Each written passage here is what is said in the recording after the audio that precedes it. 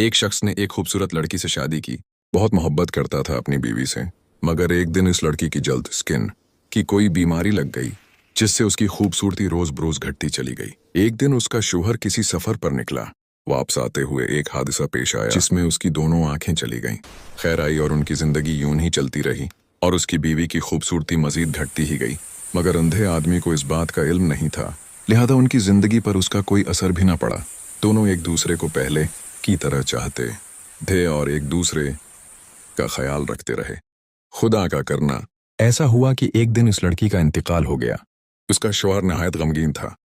پھر ایک دن اس شوہر کو چھوڑ کر کسی دوسرے شہر جانے لگا۔